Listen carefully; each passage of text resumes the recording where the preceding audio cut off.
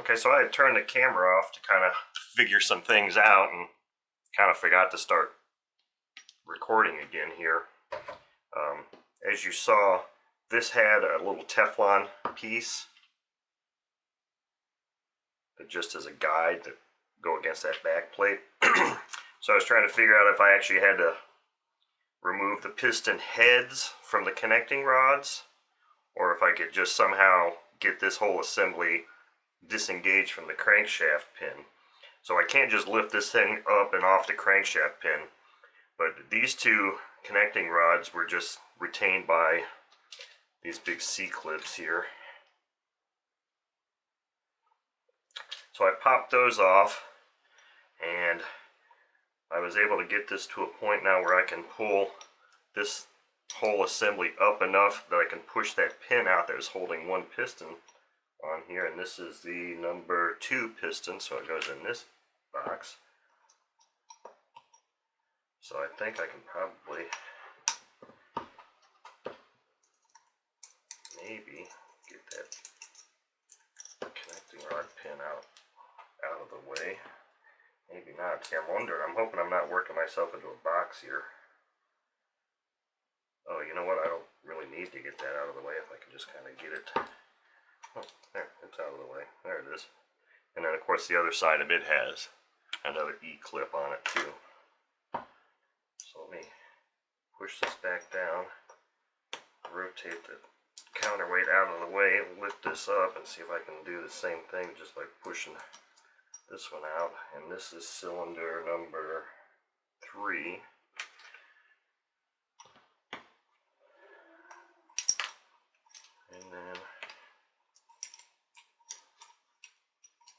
And then there we're at another impasse here.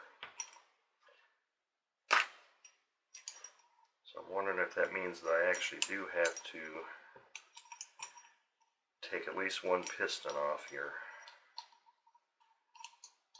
I don't really see a way to finagle that out of there. So looks like I'm left with definitely having to remove the piston head off of this one here, I believe, unless there's some other way to... No, there's not really any other way I can do this. So I'm going to have to get... Where's my T-pin? Piston retainer out. And this is what cylinder number 1. I don't know if I'm going to be lucky enough to just be able to push that wrist pin out. It's probably going to require some LA's Totally Awesome cleaner. Oh, maybe not. Hey, look at that.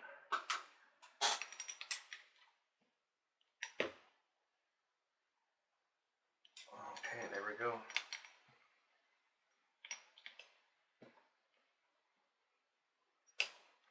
Wrist pin out, piston off. Now we should be able to just bring our number 1 connecting rod out like that.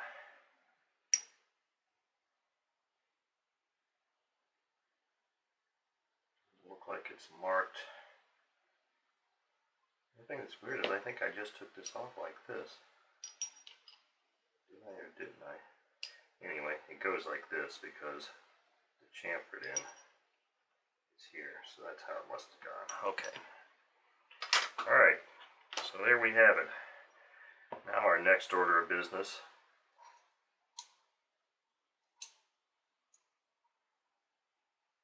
Next order of business is to remove these timing gear covers. Starting with number 1. Hopefully these don't give me any grief at all.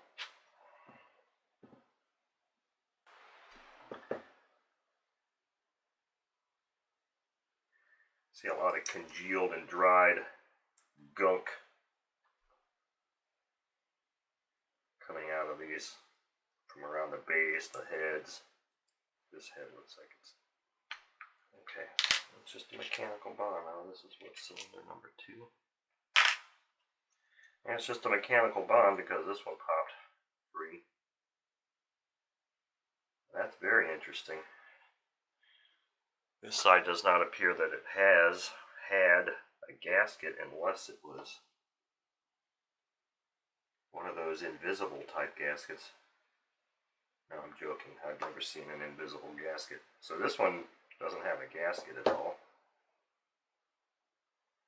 Looks like timing gear rotates pretty freely. So this engine got a little bit of run time on it.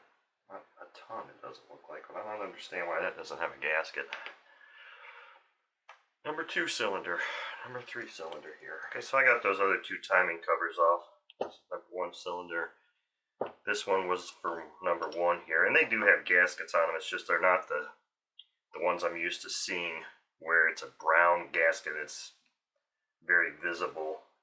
It looks like this was more of a clear type material because you could see some printing or lettering there or something. But anyway, the number 1 one, these do have stuck cam followers or tappets because you can see this one doesn't rotate freely. It keeps contacting a stuck follower, which is what I was feeling that, you know, kind of seemed like compression. It was actually that. This one, same type of deal. Just cam followers are stuck.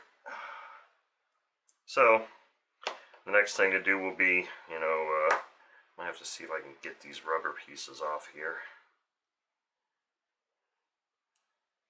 That one's coming off fine, and this is what, number 3.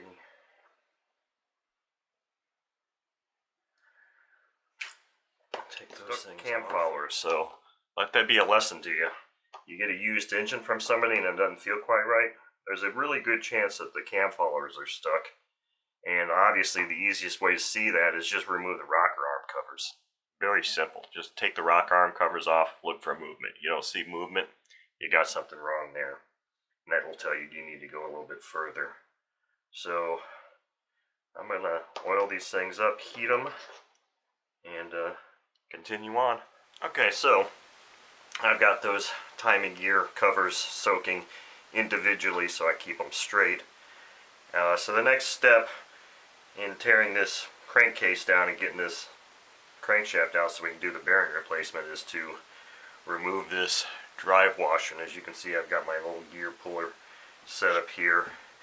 I'm going to attempt to do this so that it's on video. I haven't heated this up.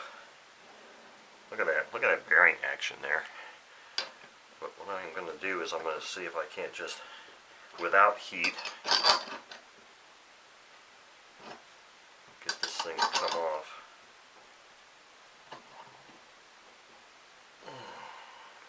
So I've got some tension on it now. Let's see how long the cord is on my heat gun.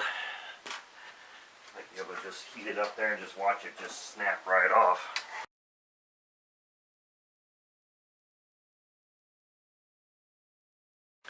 Okay, so I finally got that thing off.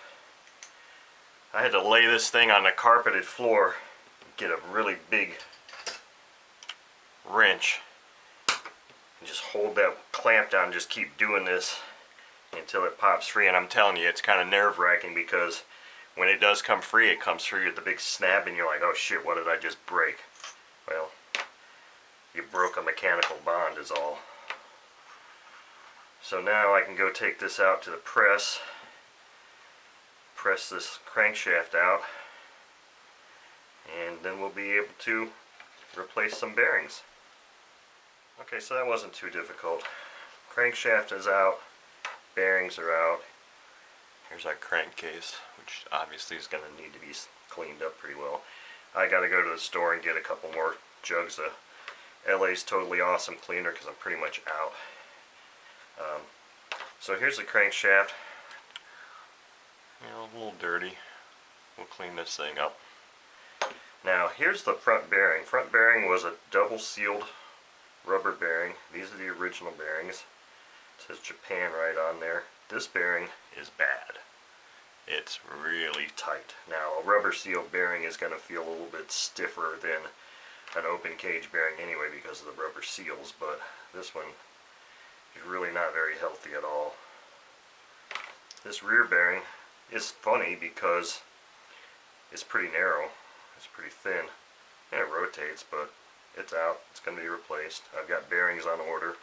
So once I start cleaning these parts up, I might have to wait for my bearings to get in. So now, the only thing that's left to do is really take the valves out of each of the heads and then start cleaning parts, reassembling.